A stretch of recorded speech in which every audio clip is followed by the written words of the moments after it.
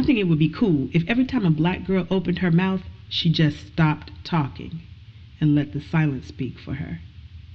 Make people read your lips and feel the profundity of your words, even while you're saying nothing.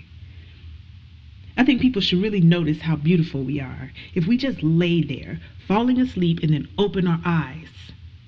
Get up slowly, rub our eyes like Sleeping Beauty, except admit that sometimes our morning face looks ugly and looks perfectly beautiful all at the same time, just like everyone else in the world.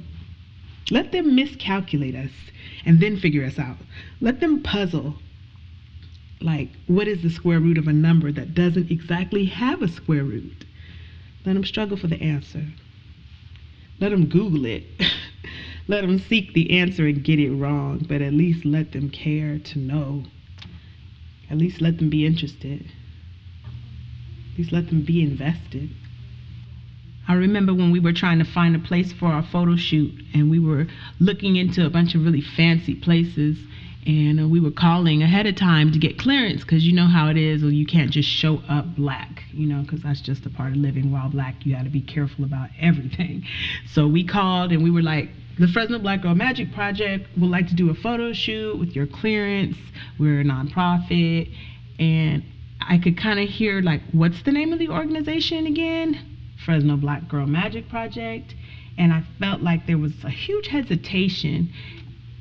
And so after that, we kind of were thinking to ourselves, every time we would call and say Fresno Black Girl Magic Project, we got a different response than when we said Breakbox Thought Collective, which is the flagship. And I had to really take that in for a second, like, why are we getting a different response? The same thing happens when we call and we say Leela instead of Jamila, or, if my partner, she'll say Tori instead of Saisa. And when you have to like kind of dilute yourself in order to be more acceptable to other people, that's the reason why we need a space like this. That's the reason why we need the Fresno Black Girl Magic Project. That's the reason why we need to be talking about how magical we are. Because if people are thinking anything different than that, they're thinking it's going to be a liability or a problem, that's where they're getting it messed up. Black Girl Unboxing means that all the black girls are in a box, and we want to escape the box. So we're showing everyone not just like stereotypes, but who we actually are as people. So unboxing black girls means to just not be so confined in anymore. We're not supposed to be in a space where everyone's just going to put us. We want to be out the box and express who we are and how we are as people. The square root is a number which produces a specified quantity when multiplied by itself, because that's where it really begins, with yourself. I think our productivity and creativity is nothing short of magical as black girls. We have been born, and the burden of invisibility is on our shoulders so often, whether it's in magazine covers or whether it was in movies or whether it's just in a commercial. Just not seeing ourselves represented, something that causes little girls like my daughter to think that she must be white in order to be a princess because there was no Tiana yet. Black Girl Magic Project, as a rites of passage, is absolutely critical because young women are just deluged with images in media that tell them that they're not okay, that they are everything but okay.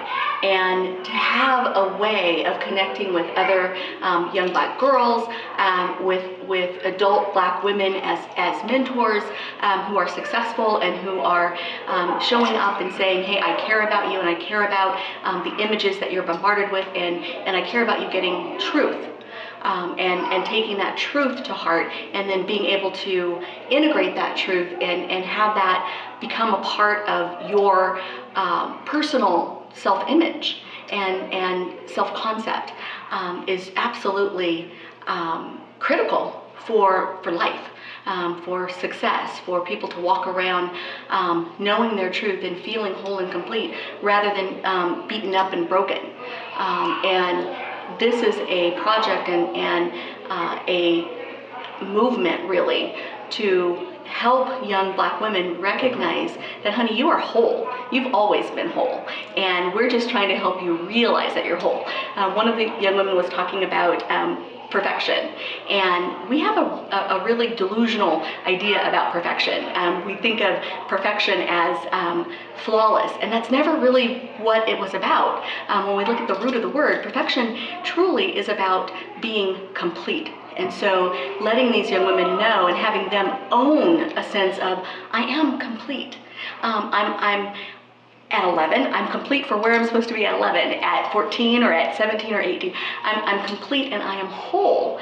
I may be evolving and growing, but I'm still whole. I'm not broken in pieces, I'm not shattered, and I'm not missing some part of me. I don't need to be confirmed and affirmed by white society around me or by boys and men around me. I can affirm myself. And to see them do that is absolutely phenomenal, and it's an honor, and I'm delighted to be a part of the project. I think denial, rejection, mutilation are all things we learn to do before we learn to thrive. We learn to do these things to our hair. We learn to do these things to our skin. We learn to do these things to our self-esteem. And we are returning to our original and natural and whole selves, and just that alone is magic. That's why we wanted to start the Rites of Passage Project, for the Black Girl Magic Project to be a transition and a safe space for girls who are anywhere between 11 and 19 in those critical ages where you're still trying to hold on to whatever fragmented piece of yourself that you are, that the world hasn't disrupted because of whatever the world thinks is not great about being black, and especially about being female. My most useful takeaway was to constantly question life, constantly question your experiences. We had kind of a sister care talk about like a code of conduct of how to take care of your sisters, and just being mindful and trying to be your best self as much as you possibly can, and anything that you do in your best self you should not regret, and you should just move forward being strong in who you are and connecting to your core, and not letting other people's perceptions of you sway who you are, sway who you want to be in the world.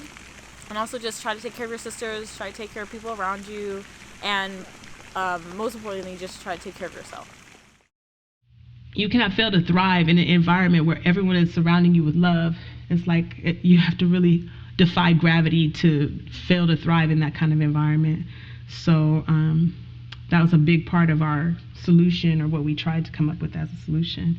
And the representation is just all about media and about how you choose to self-determine the way you appear on magazines, which is what we're working on. The girls are writing their own articles, they're editing, they're doing their own styling, they're doing their own artistic direction, they are the creative director, and pretty much organizing movements, ad campaigns, layouts for a magazine that we've named Ashe, which is the power to manifest.